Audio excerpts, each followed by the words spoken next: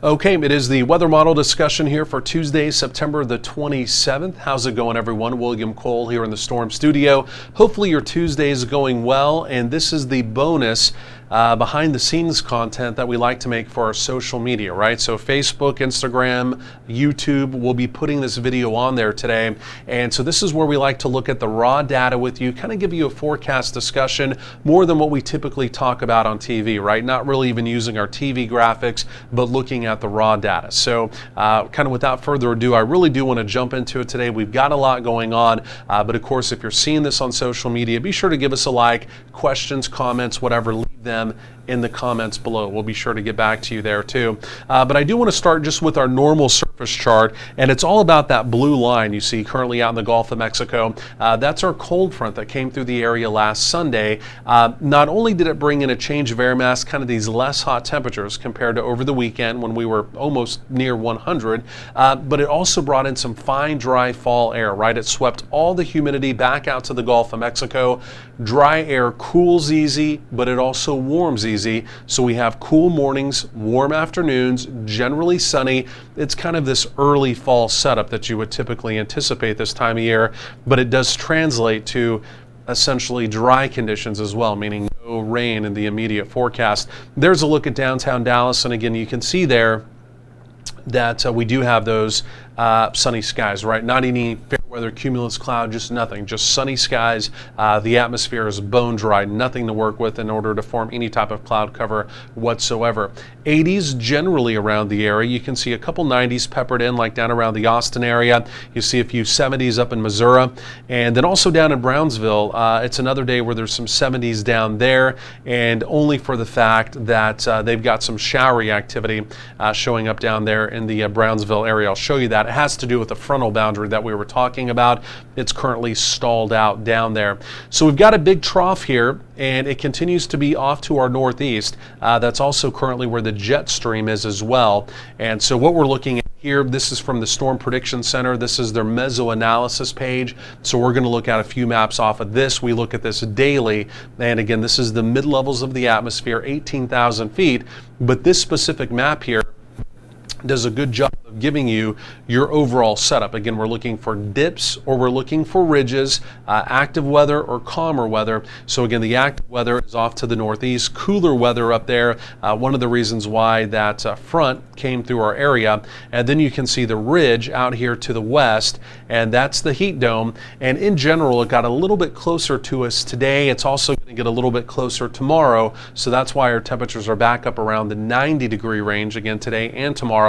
But then after that, believe it or not, because Ian is going to be lifting through parts of the Florida Peninsula and up into the deep south, as Ian moves up there over the next 48 hours, we're actually going to get a push because of the direction of the surface flow of some less hot temperatures from him into North Texas. So in fact, by Thursday, Friday, even into the first part of the weekend, our temperatures will be back in the mid-80s at or just below normal. So really the forecast really looks good going forward temperature-wise. Unfortunately, though, again, like I mentioned, the only drawback is there's just simply put no chance of any rain in the near term. So you can see some cooler temperatures for sure in that storm trough we were just talking about. These are air temperatures here up across parts of the Great Lakes region. In fact, they've currently got some 40s up there, so temperatures downright chilly up there, 40s and 50s. Elsewhere you can see going to the 60s, 70s, and again we pick up on the 80s here across parts of the southern plains.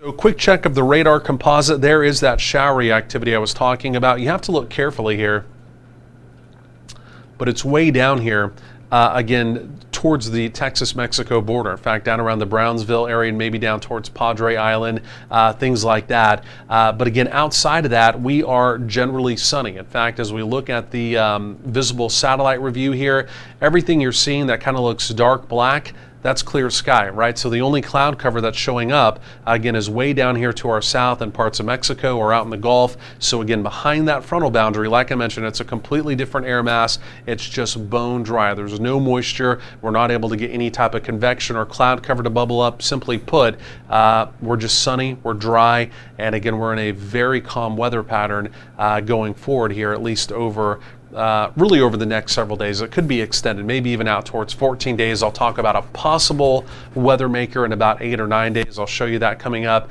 But again, really over the next 14 days. Outside of that, the way it looks now, it's really going to be fairly quiet. So where is the active weather today? This is the convective outlook from the Storm Prediction Center, and this is looking for any severe risk around the nation.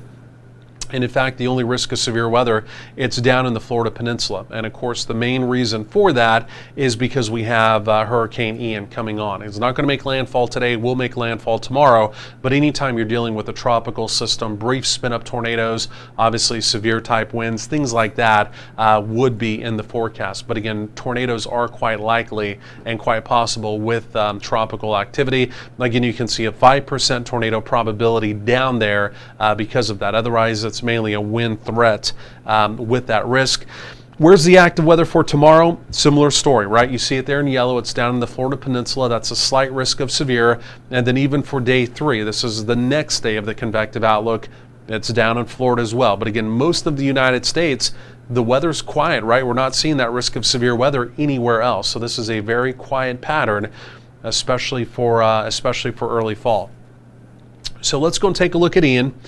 And his winds are now back up to 120, right? So earlier this morning, his winds were at 125. The next update, as he was coming off the coast of Cuba, he weakened slightly over the coast of Cuba. And so his winds came down to 115. Now as he's back out into the Gulf, his winds are back up to 120. And again, RI, what we call rapid intensification, or an RI phase, rapid intensification phase, is anticipated, right? So he's a major hurricane, but the way it looks right now, he will be approaching Category 4 strength. He's a 3 now, will be approaching Category 4 strength.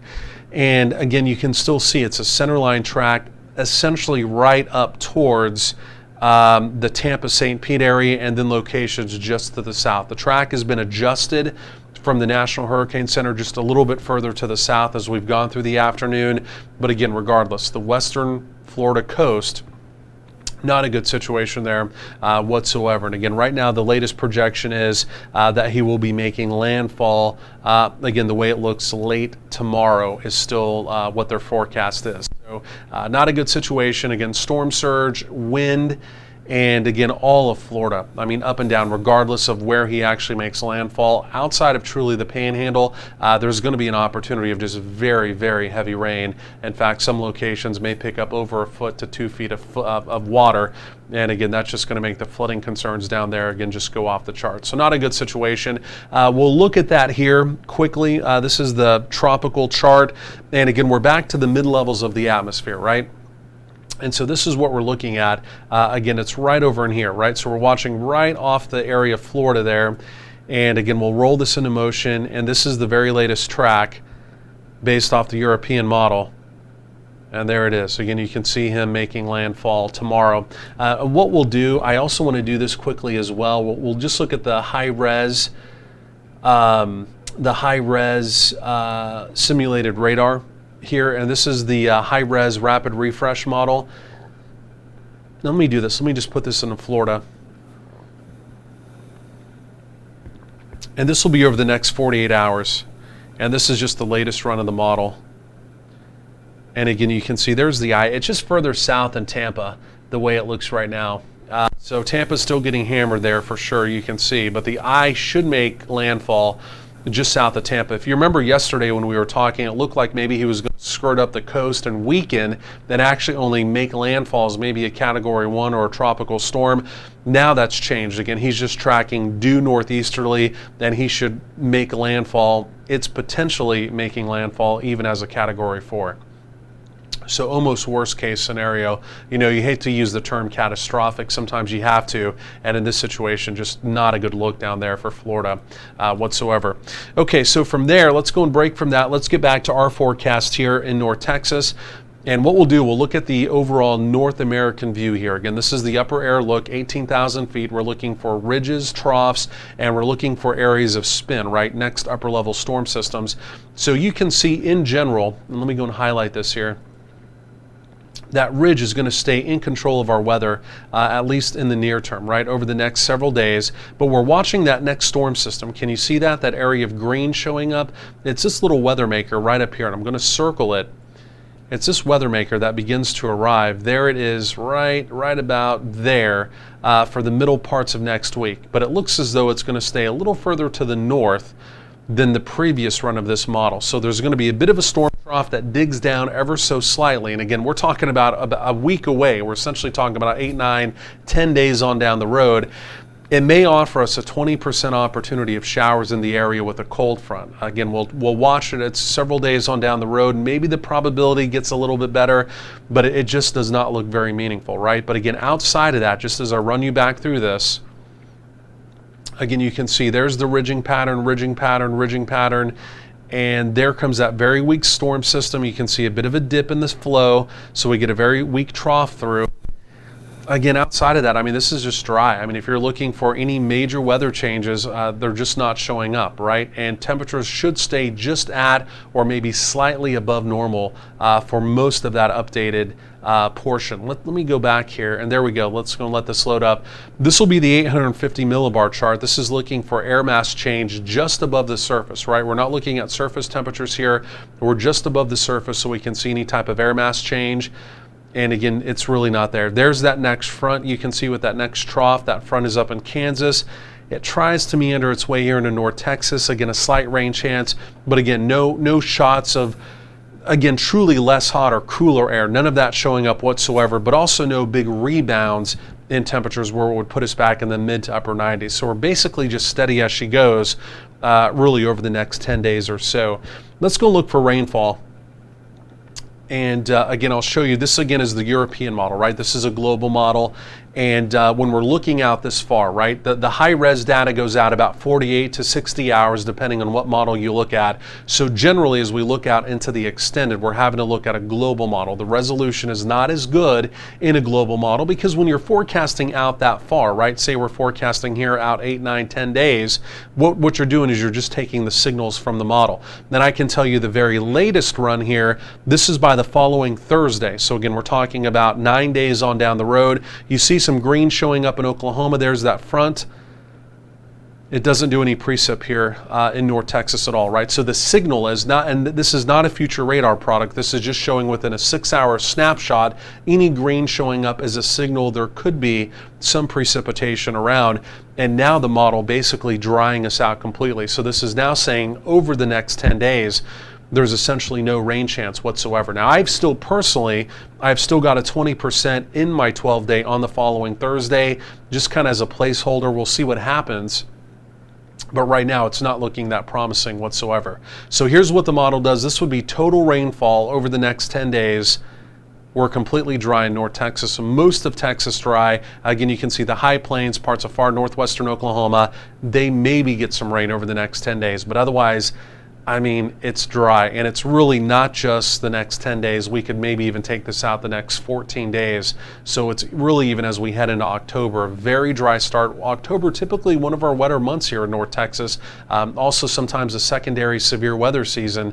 And again, right now, just none of that showing up whatsoever. Here's one more thing I want to look at. I want to keep this kind of tight on time today.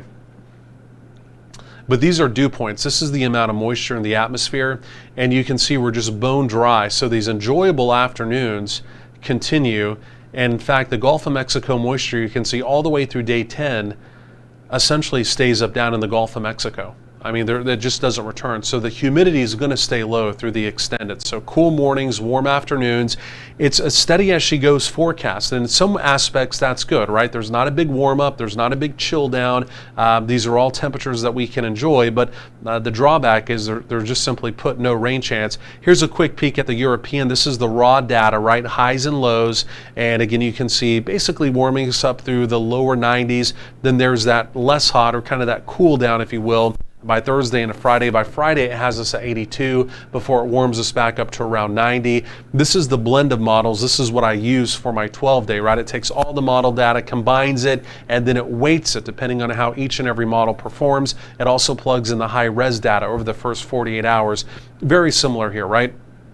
So you can see Wednesday, tomorrow, we'll go with the high right around 90. Temperatures trend down by Friday, 84, about what I have. I think I have an 85 actually.